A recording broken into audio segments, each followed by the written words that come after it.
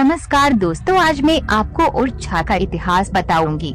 ओरछा भारत के मध्य प्रदेश राज्य के निवाड़ी जिले में स्थित एक ऐतिहासिक नगर है। इसकी स्थापना रुद्र प्रताप सिंह बुंदेला द्वारा इसी नाम के राज्य की राजधानी के रूप में सन 1501 के बाद किसी समय हुई थी।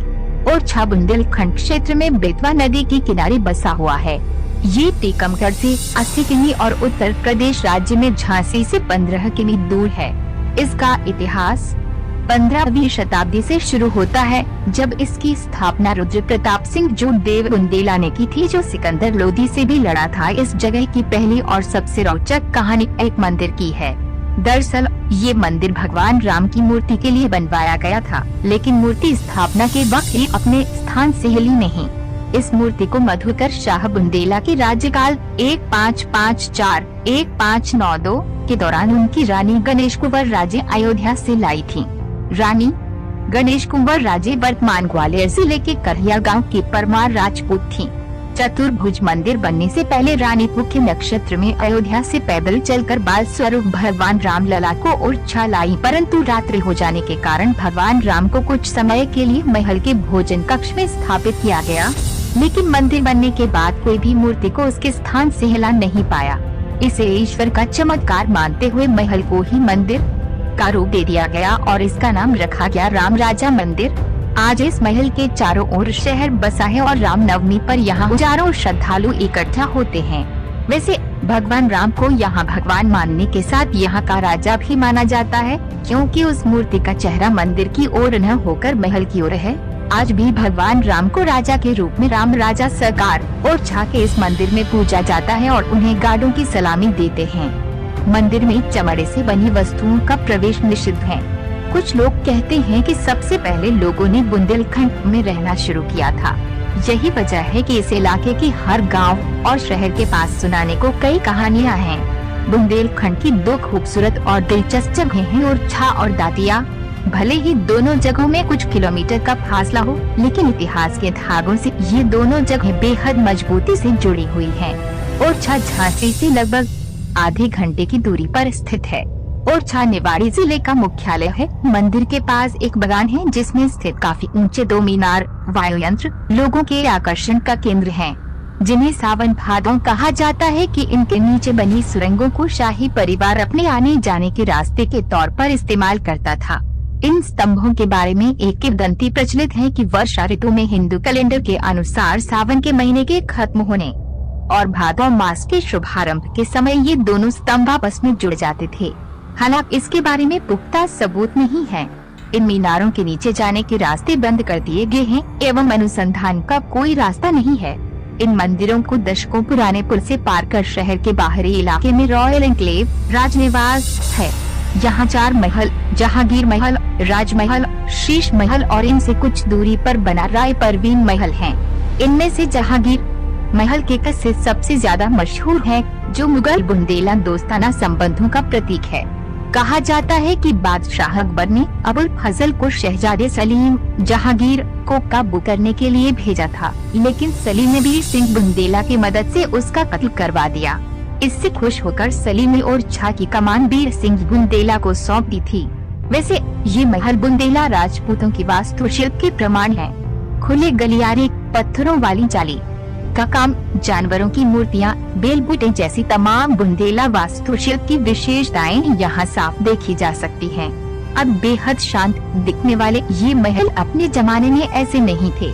यहाँ रोजाना होने वाली नई हलचल सब्जी कहानियाँ आज भी लोगों की जुबान पर हैं।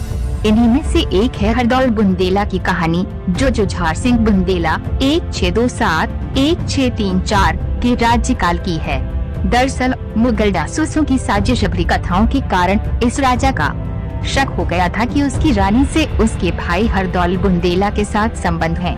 लिहाजा उसने रानी से हरदौल बुंदेला को जहर देने को कहा। रानी के ऐसा न कर पाने पर खुद को निर्दोष साबित करने के लिए हरदौल बुंदेला ने खुद ही जहर पी लिया और त्याग की नई मिसाल कायम। बुंदेला क्षत्रियों का राजकाल 1783 में खत्म होने के साथ ही ओरछा भी गुमनामी के घने जंगलों में खो गया और फिर यह स्वतंत्रता संग्राम के समय सुर्खियों में आया। दरअसल स्वतंत्रता सेनानी चंद्रशेखर आजाद यहाँ के एक गांव में आकर छिपे थे। आज उनके ठहरने की जगह पर एक स्मृति चिन्ह भी बना है। जहांगीर महल बुंदेला राजपूतों और मुगल शासक जहांगीर की दोस्ती की यह निशानी ओरछा का मुख्य आकर्षण है। महल के प्रवेश द्वार पर 2 झुके हुए हाथी बने हुए हैं। 3 मंजिला ये महल जहांगीर के स्वागत में राजा बीर सिंह देव बुंदेला ने बनवाया था। वास्तुकारी की दृष्टि से ये अपने जमाने का उत्कृष्ट उदाहरण है। राजमहल ये महल ओरछा के सबसे प्राचीन स्मारकों में एक है।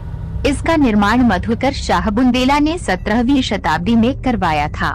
राजा बीर सिंह देव बुंदेला उन्हीं के उत्तराधिकारी थे। ये महल छत्रियों और बेहतरीन आंतरिक भित्ति चित्रों के लिए प्रसिद्ध है। महल में धर्म ग्रंथों से जुड़ी तस्वीरें भी देखी जा सकती हैं। राम राजा मंदिर भगवान श्री राम का ओरछा में 400 वर्ष पूर्व राज्याभिषेक हुआ था और उसके बाद से आज तक यहाँ भगवान श्री राम को राजा के रूप में पूजा जाता है।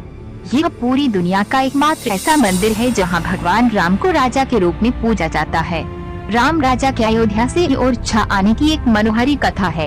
एक दिन ओरछा नरेश मधुकर शाह बुंदेला ने अपनी पत्नी गणेश कुंवर राजे से कृष्ण उपासना के इरादे से वृंदावन चलने को कहा, लेकिन रानी राम भक्त थी। उन्होंने वृंदावन जाने से मना कर दिया। क्रोध में आकर राजा ने उनसे ये कहा कि तुम इतनी राम भक्त हो तो जाकर अपने राम को ओरछा ले आओ। रानी ने अयोध्या पहुंचकर सरयू नदी के किनारे लक्ष्मण किले के पास अपनी कुटी बनाकर साधना आरंभ की। इन्हीं दिनों संत शिरोमणि तुलसीदास भी अयोध्या में साधनारत थे। संत से आशीर्वाद पाकर रानी की आराधना दृढ़ से दृढ़ होती गई, लेकिन रानी को कई महीनों तक राम राजा के दर्शन नहीं हुए। अंततः वह निराश होकर अपने प्राण त्यागने सरयू की मझधार में कूद पड़ी। यहीं जल की अतल गहराइयों में उन्हें राम राजा के दर्शन हुए। रानी ने उन्हें अपना मंतव्य बताया। राम राजा ने ओरछा चलना स्वीकार किया है, किंतु उन्होंने 3 शर्तें रखी। पहली, ये यात्रा पैदल होगी। दूसरी, यात्रा केवल पुष्प नक्षत्र में होगी। तीसरी, राम राजा की मूर्ति जिस जगह रखी जाएगी वहाँ से पुण्य नहीं उठेगी। रानी ने राजा को संदेश भेजा कि वो राम राजा को लेकर ओरछा आ रही हैं। राजा मधुकर शाह बुंदेला ने राम राजा की विग्रह को स्थापित करने के लिए अरबों की लागत से चतुर्भुज मंदिर का निर्माण कराया। जब रानी ओरछा पहुंची तो उन्होंने ये मूर्ति अपने महल में रख दी। ये निश्चित हुआ कि शुभ मुहूर्त में मूर्ति को चतुर्भुज मंदिर में रखकर इसकी प्राण प्रतिष्ठा की जाएगी, लेकिन राम के इस विग्रह ने चतुर्भुज जाने से मना कर दिया। कहते हैं कि राम यहाँ बाल रूप में आए और अपनी माँ का महल छोड़कर वो मंदिर में कैसे जा सकते थे। राम आज भी इसी महल में विराजमान है और उनके लिए बना करोड़ों का चतुर्भुज मंदिर आज भी वीरान पड़ा है। ये मंदिर आज भी मूर्ति विहीन है। ये भी एक संयोग है कि जिस संवत 1631 को राम राजा का ओरछा में आगमन हुआ, उसी दिन रामचरितमानस का लेखन भी पूर्ण हुआ। जो मूर्ति ओरछा में विद्यमान है उसके बारे में बताया जाता है कि जब राम वनवास जा रहे थे तो उन्होंने अपनी एक बाल मूर्ति माँ कौशल्या को दी थी।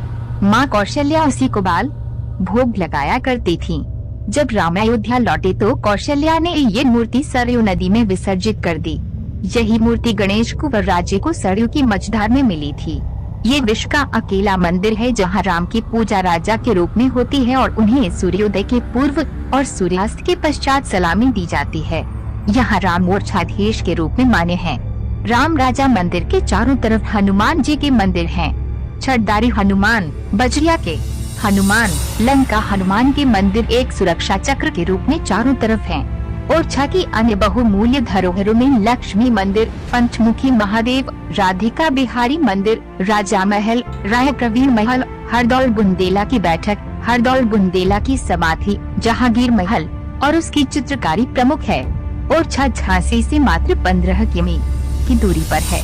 झांसी देश की प्रमुख रेलवे लाइनों से जुड़ा है। पर्यटकों के लिए झांसी और ओरछा में शानदार आवास गृह बने हैं। राय प्रवीण महल, ये महल राजा इंद्रमणि बुंदेला की खूबसूरत गणिका प्रवीण राय की याद में बनवाया गया था। वह एक कवित्री और संगीतकारा थीं। मुगल सम्राट अकबर को जब उनकी सुंदरता के बारे में पता चला तो उन्हें दिल्ली लाने का आदेश दिया गया। इंद्रमणि बुंदेला के प्रति प्रवीण के सच्चे प्रेम को देखकर अकबर ने उन्हें वापस ओरछा भेज दिया। ये 2 मंजिला महल प्राकृतिक बगीचों और पेड़ पौधों से घिरा है।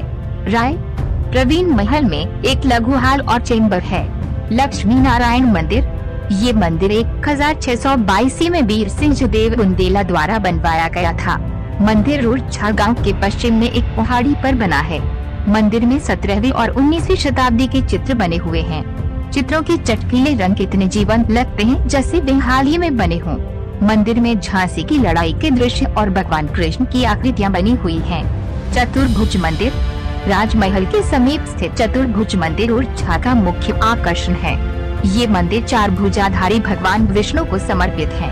इस मंदिर का निर्माण 1558 से 1573 के बीच राजा मधुकर शाह बुंदेला ने करवाया था। अपने समय की ये उत्कृष्ट रचना यूरोपीय कैथेड्रल से समान है। मंदिर में प्रार्थना के लिए विस्तृत हॉल है जहां कृष्ण भक्त एकत्रित होते हैं। ओरछा में यह स्थान भ्रमण के लिए बहुत श्रेष्ठ है। फूल बाग बुंदेला राजाओं द्वारा बनवाया गया एक फूलों का बगीचा चारों ओर से दीवारों से घिरा है। पालकी महल के निकट स्थित ये बाग बुंदेला राजाओं का आरामगाह था। वर्तमान में ये पिकनिक स्थल के रूप में जाना जाता है। फूल बाग में एक भूमिगत महल और 8 स्तंभों वाला मंडप है। यहाँ के चंदन कटोर से गिरता पानी झरने के समान प्रतीत होता है। सुंदर महल इस महल को राजा जुझार सिंह बुंदेला के पुत्र धुरभजन बुंदेला ने बनवाया था। धुरभजन की मृत्यु के बाद उन्हें संत के रूप में जाना गया। वर्तमान में ये महल काफी क्षतिग्रस्त हो चुका है। अगर आपको ये वीडियो पसंद आया तो वीडियो को लाइक, शेयर और चैनल को